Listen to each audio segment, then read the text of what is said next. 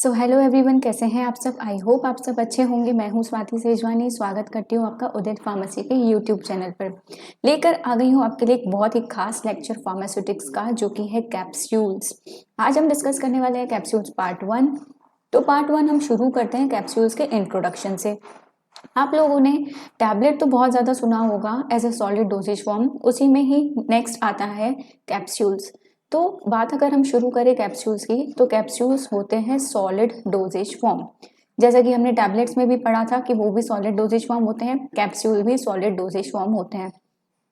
तो capsules are solid dosage form means ये कौन से डोजेज फॉर्म में आते हैं, सॉलिड डोजेज फॉर्म में होते हैं। दीज आर एडमिनिस्टर्ड ओरली, हम इनको ओरल कैविटी के थ्रू लेते हैं, इसीलिए इसकी डेफिनेशन इस तरह से बनती है, capsules are oral solid dosage form. इसके अलावा एक और टर्म इसमें ऐड होता है, वो होता है capsules are unit oral solid dosage form, या फिर capsules are solid unit oral dosage form. Unit का मतलब मैंने आपको टैबलेट की जब क्लास ले रही थी तब भी बताया था कि यूनिट का मतलब होता है सिंगल।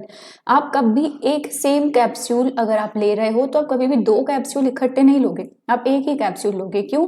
क्योंकि एक में ही जितना डोज होना चाहिए आपकी ड्रग का उतना प्रेजेंट होता है और आपको सिंगल डोज ही लेना पड़ता है। डॉक्टर भी आपको वही प्रिस्क्राइब करते हैं। सपोज आपको 500 mg ड्रग की ज़रूरत है तो डॉक्टर आपको 500 mg का ही कैप्सूल प्रिस्क्राइब करता है, ना कि 250 के दो। वहीं अगर आपको 750 mg का ड्रग चाहिए तो डॉक्टर आपको 750 mg वाला ही कैप्सूल जो है प्रिस्क्राइब करता है। कहने का मतलब ये है capsules are unit solid oral dosage form, जिसको कि हम ओरल कैविटी के थ्रू लेते हैं। ठीक है, तो इसी तरह से कैप्सूल की बनती है डेफिनेशन कि कैप्सूल्स कौन से डोजेज फॉर्म में आते हैं, सॉलिड डोजेज फॉर्म में आते हैं, यूनिट होते हैं, ओरल होते हैं। लेकिन यही सब बातें तो हमने टैबलेट में भी पढ़ी थी। तो टैबलेट और कैप्सूल में डिफरेंस क्या हो गया? टैबलेट जो है कई तरह की होती हैं, च्यूएबल टैबलेट्स होती हैं, ठीक है, सबलिंगुअल टैबलेट्स होती हैं, हमने अलग अलग टैबलेट्स पढ़ी थी। कैप्सूल में क्या डिफ्रेंसिएशन है कि कैप्सूल किससे बनते हैं? जिलेटिन से बनते हैं। ठीक है, अभी हम आगे पूरा प्रोसेस देखेंगे कैसे बनते हैं, क्या होते हैं। मेन डिफरेंस ये है कि टैबलेट में जिलेटिन यूज नहीं होता उनके मैन्युफैक्चरिंग में, कैप्सूल्स में जिलेटिन यूज होता है for the purpose of their manufacturing. तो स्टार्ट करते हैं हम डेफिनेशन से। डेफिनेशंस क्या कहती हैं? डेफिनेशन कहती है capsules are solid dosage form. Capsule कौन सा डोजेज फॉर्म है? सॉलिड डोजेज फॉर्म है, in which the active medicament are enclosed in either a hard or soft soluble container or shell of a suitable form of gelatin. Capsule क्या है? Solid dosage form है, जिसमें आपका active medicament यानी कि आपका drug जो है इनक्लोज होता है, बंद होता है। किसमें? या तो हार्ड में या तो सॉफ्ट में। क्या हार्ड या सॉफ्ट? कंटेनर, शेल, ठीक है, जो कि किसका बना हुआ होता है? जिलेटिन का। सिंपल सी इस डेफिनेशन को समझते हैं। आपने देखा होगा कैप्सूल, इसके अंदर रहता है कंटेंट, तो ये जो बाहर की कवरिंग रहती है इसे हम कहते हैं कैप्सूल का शेल, या फिर हम कहते हैं कंटेनर। ठीक है, कंटेनर क्यों कहते हैं? क्योंकि इसके अंदर हमारी होती है ड्रग। यही डेफिनेशन कह रही है कि कैप्सूल सॉलिड डोजेज फॉर्म होते हैं, जिसमें आपकी ड्रग जो है बंद होती है आपके कंटेनर में या शेल में। ठीक है, ये कंटेनर और शेल जो है किसका बना हुआ होता है?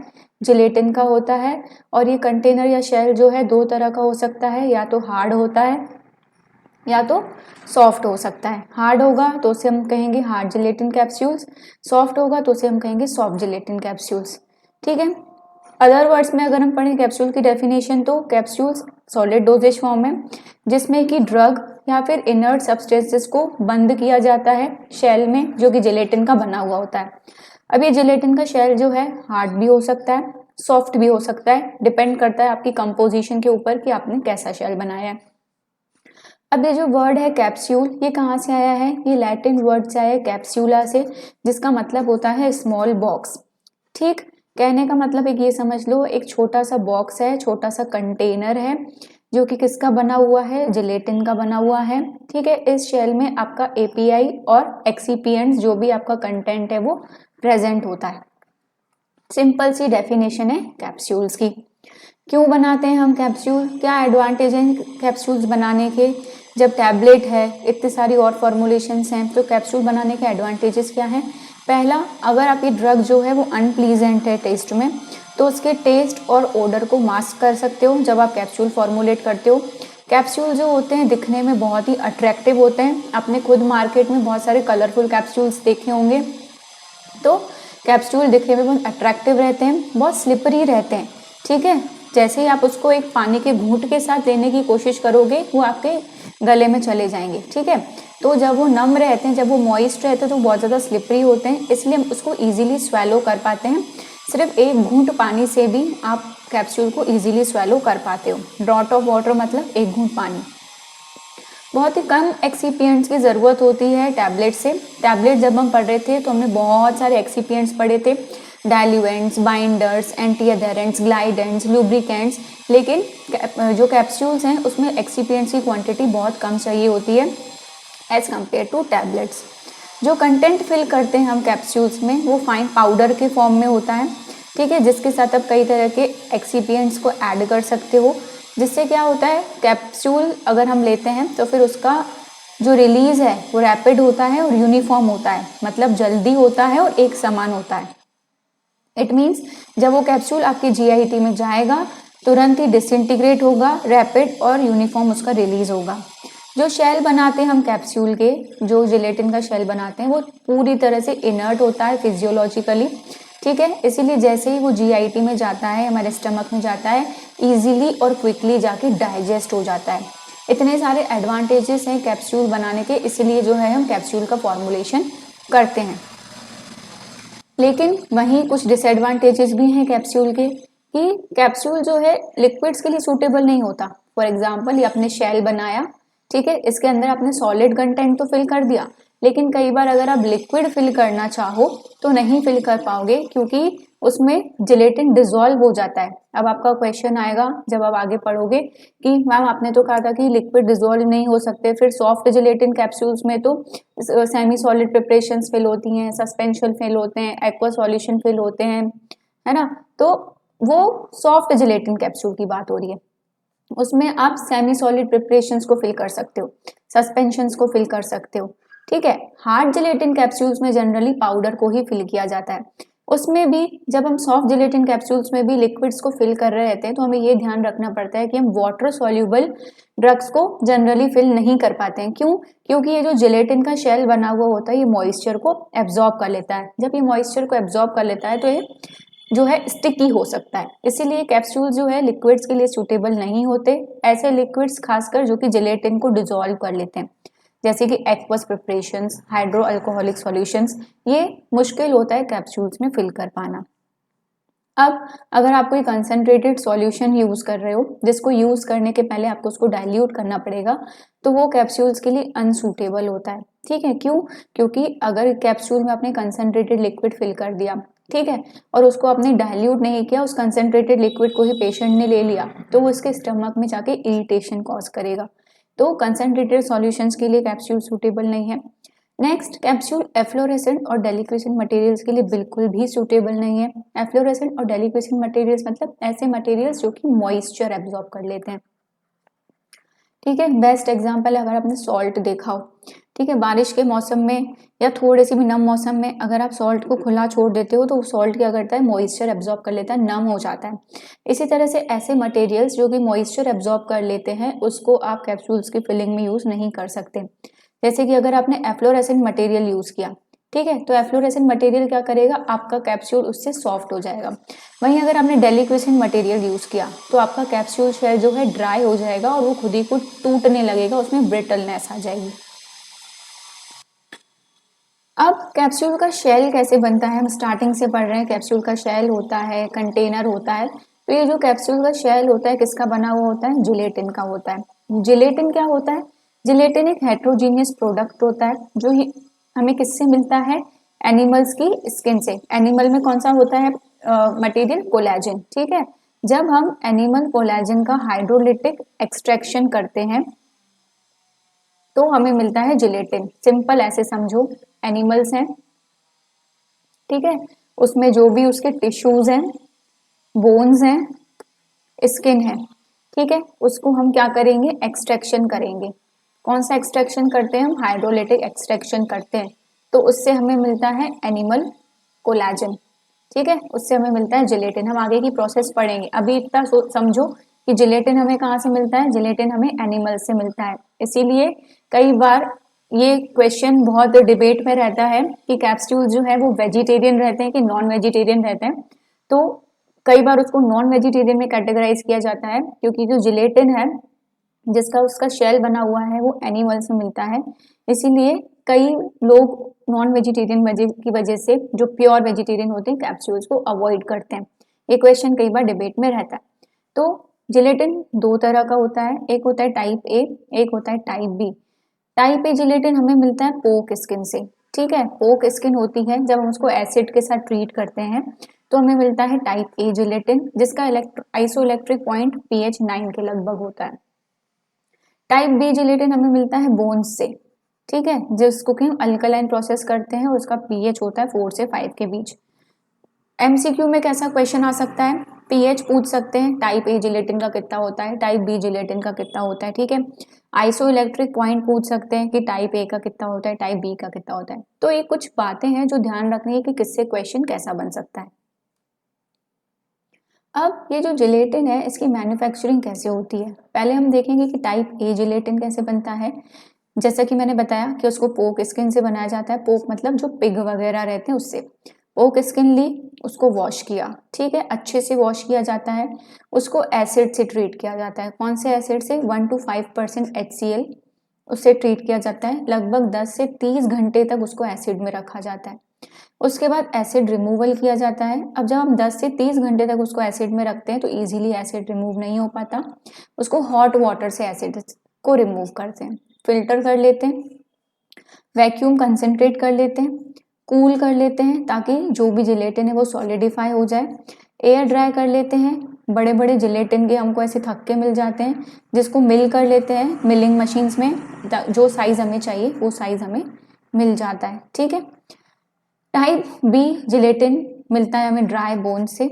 उसको हम पहले ट्रीट करते हैं 5% HCl से। ठीक है, कितने दिन के लिए, 10 से 15 दिन के लिए। उसके बाद हम उसको बेसिक ट्रीटमेंट देते हैं लाइम से, चूना। 10% लाइम हम लेते हैं, 4 से 8 हफ्ते के लिए हम उसमें रखते हैं। लाइम को रिमूवर करते हैं, pH एडजस्ट करते हैं, हॉट वाटर से उसको ट्रीट करते हैं, सेम फिल्टर करते हैं, वैक्यूम कंसंट्रेशन करते हैं, कूल करते हैं ताकि वो सॉलिडिफाई हो सके, एयर ड्राई करते हैं और रिक्वायर्ड साइज में उसको मिलिंग मशीन से कट कर लेते हैं। पूरी प्रोसेस सेम है, बस ऊपर जो है एसिड से सिर्फ ट्रीट कर रहे हैं, नीचे जो है बेसिक ट्रीटमेंट भी दिया जा रहा है जो कि है लाइम 10%। ऊपर हमें मिल रहा है जिलेटिन पोक स्किन से, नीचे टाइप बी जिलेटिन हमें मिलता है ड्राई बोन्स से। अब जिलेटिन ए और जिलेटिन बी दोनों तरह का जिलेटिन यूज होता है for the manufacturing of capsules. जो बोन जिलेटिन है वो ज़्यादा टफ होता है, फर्म होता है, मतलब स्ट्रॉन्ग होता है, लेकिन वो हेजी होता है, इतना क्लियर नहीं होता, धुंधला होता है और वो ब्रिटल होता है, जल्दी टूट जाता है। वहीं अगर बात करें पोक स्किन की तो उसमें प्लास्टिसिटी बहुत अच्छी होती है, दिखने में भी बिल्कुल क्लियर होता है। इसीलिए बोन जिलेटिन और पोक स्किन जिलेटिन दोनों का ब्लेंड यूज़ किया जाता है, मतलब दोनों में कुछ खूबियां हैं, दोनों में कुछ बुराइयां हैं। तो बोन जिलेटिन और पोक स्किन जिलेटिन दोनों का ब्लेंड यूज़ किया जाता है, दोनों का मिक्सचर यूज़ किया जाता है जिलेटिन कैप्सूल्स का शेल बनाने के लिए। बात करते हैं हम टाइप्स ऑफ कैप्सूल्स की। तो दो तरह के कैप्सूल्स होते हैं on the basis of their shell. एक होता है हार्ड जिलेटिन कैप्सूल, एक होता है सॉफ्ट जिलेटिन कैप्सूल। ये जो आपको पिक्चर में दिख रहा है ये है हार्ड जिलेटिन कैप्सूल, ये जिसके के अंदर पाउडर्स, ग्रैन्यूल्स या फिर पैलेट्स फिल होते हैं। मेन अभी मैं आपको बेसिक डिफरेंस बता दूं, हार्ड जिलेटिन कैप्सूल जो है ये आपको दो पार्ट्स में दिख रहा होगा। ये आपको ग्रे कलर का एक पार्ट दिख रहा होगा, एक ब्राउन दिख रहा होगा। आप लोगों ने कई मार्केट में भी कैप्सूल देखे होंगे। कभी कभी होता है कि ऊपर का पोर्शन येलो रहता है, नीचे का रेड रहता है। तो ऊपर का जो छोटा वाला पोर्शन होता है वो होता है हेड और नीचे का जो पोर्शन होता है वो होती है बॉडी। ठीक है, तो ये जो हार्ड जिलेटिन कैप्सूल्स है इसे 2 पीस कैप्सूल भी कहा जाता है और ये जो सॉफ्ट जिलेटिन कैप्सूल है इसे 1 पीस कैप्सूल भी कहा जाता है। ठीक है, सॉफ्ट जिलेटिन कैप्सूल में कोई हेड बॉडी नहीं होती। ठीक है, वो सिंगल पीस कैप्सूल होता है। हार्ड जिलेटिन कैप्सूल को 2 पीस कैप्सूल क्यों कहा जाता है, क्योंकि उसमें हेड भी होता है, बॉडी भी होती है, इसीलिए उसे हार्ड जिलेटिन कैप्सूल को 2 पीस कैप्सूल कहा जाता है। अब ये जो हार्ड जिलेटिन कैप्सूल है ये It is the capsule in which medicament with or without excipient in the dry powder form are enclosed in a shell which consists of cap and body। यही मैंने आपको बताया, हार्ड जिलेटिन कैप्सूल ऐसा capsule होता है जिसमें आपकी drug fill होती है एक्सीपिएंट्स के साथ या बिना एक्सीपिएंट के भी। किस फॉर्म में? ड्राई पाउडर फॉर्म में। ये जो पूरा शेल है, ठीक है, इसके अंदर आपकी ड्रग फिल होती है। ये जो शेल है, ये जो कैप्सूल है, दो पार्ट का बना होता है, एक होता है कैप, एक होता है बॉडी। ये जो मैंने यहाँ पे हेड बताया है यही यहाँ पे कैप है, कैप और बॉडी, ठीक है। तो ये जो पिक्चर में आपको दिख रहा है ये हार्ड जिलेटिन कैप्सूल है। ये अगर आपने देखा हो नॉर्मल मार्केट में मिलता है, हार्ड होता है। सॉफ्ट जिलेटिन कैप्सूल दबाने से ऐसे दबता है, पिल पिल होता है, ठीक है। हार्ड जिलेटिन कैप्सूल नहीं होता, वो फर्म होता है, स्ट्रॉन्ग होता है। यही डिफरेंस होता है। और ये डिफरेंस भी होता है कि हार्ड जिलेटिन कैप्सूल में ड्राई पाउडर्स फिल होते हैं, है ना, पैलेट्स फिल होते हैं, लेकिन सॉफ्ट जिलेटिन कैप्सूल्स में ऑयल्स फिल होते हैं, सस्पेंशन फिल होते हैं, लिक्विड्स फिल होते हैं, सेमी सॉलिड प्रिपरेशंस फिल होती हैं। अब ये जो हार्ड जिलेटिन कैप्सूल्स हैं इनको बनाया कैसे जाता है, कौन सा मैकेनिज्म इन्वॉल्व होता है, ये पिक्चर से भी समझेंगे, इन स्टेप से भी समझेंगे। तो जो हार्ड जिलेटिन कैप्सूल्स बनाए जाते हैं उसमें ये स्टेप इन्वॉल्व होती है। पहली होती है dipping, spinning, drying, stripping and trimming, joining. अभी हम पूरा इसको समझेंगे, पहले इसको पिक्चर से समझने की कोशिश करो। आपके पास क्या है? आपके पास है जिलेटिन का सॉल्यूशन, ठीक है। जिलेटिन का सॉल्यूशन है लिक्विड फॉर्म में। आपको क्या करना है? पहले शेल बनाना पड़ेगा, पहले कंटेनर बनाना पड़ेगा, तभी तो उसके अंदर ड्रग फिल करोगे। तो आपके पास है जिलेटिन का सॉल्यूशन। ये जिलेटिन का सॉल्यूशन आ रहा है, ठीक है, ये आ रहा है जिलेटिन का सॉल्यूशन। यहाँ पे आपके पास पिन्स हैं, ठीक है। ये जिलेटिन का सॉल्यूशन आके इस पिन पे चिपक रहा है, ये जिलेटिन का सॉल्यूशन है, ठीक है। ये पिन्स हैं, ये पिन्स इसमें गई, जिलेटिन के सॉल्यूशन में डूबी, ये जिलेटिन का सॉल्यूशन इस पिन पे लग गया। ये पिन स्पिन होती गई, मतलब घूमती गई, ताकि जिलेटिन का सॉल्यूशन सब पे इवनली डिस्ट्रीब्यूट हो सके। फिर ये पिन्स को इन्वर्ट कर दिया ताकि जो जिलेटिन का सॉल्यूशन इस पे लगा है वो ड्राई हो जाए। जब जिलेटिन का सॉल्यूशन ड्राई हो जाएगा तो इसको स्ट्रिप्स में कट कर देते हैं। मतलब ये देखो, हेड अलग हो गया, बॉडी अलग हो गई, मतलब कैप अलग हो गई, बॉडी अलग हो गई। बाद में दोनों को ज्वाइन कर दिया, ये बन गया आपका एम्प्टी कैप्सूल। फिर इसका कैप और बॉडी का लॉक खोल के उसमें ड्रग फिल कर दी जाती है, उसको वापस लॉक कर दिया जाता है। ये मैनुअली भी किया जाता है, आजकल सेमी ऑटोमेटिक मशीन से भी किया जाता है, और बड़ी बड़ी इंडस्ट्रीज में ऑटोमेटिक मशीन से भी किया जाता है। अभी हम सारी स्टेप्स को समझेंगे अच्छे से, जो भी अभी हमने पढ़ी वही जो मैंने अभी आपको पिक्चर में समझाया वही हम लैंग्वेज में पढ़ेंगे। तो सबसे पहला स्टेप है डिपिंग, कि कैप्सूल शेल्स कैसे बनते हैं। इसको हम बनाते हैं डिप करके। कैसे डिप करके? बॉडी कुछ स्टील की पिन्स होती हैं, ये देखो, ये जो पिन आपको दिख रही है स्टील की पिन है, इसको आप डिप करते हो, ठीक है। किस में डिप करते हो? एक्वस जिलेटिन सॉल्यूशन में। ये जो एक्वस जिलेटिन सॉल्यूशन है इसका टेम्परेचर कितना है? इसका टेम्परेचर है 50 डिग्री सेल्सियस, ठीक। इसको आपने हीटिंग एक पैन में रखा है, यहाँ पे जिलेटिन का सॉल्यूशन है, इसका टेम्परेचर कितना है? इसका टेम्परेचर है 50 डिग्री सेल्सियस। इस जिलेटिन सॉल्यूशन में आप अपनी पिन को डिप करते हो। तो ये पहला स्टेप हो गया डिपिंग।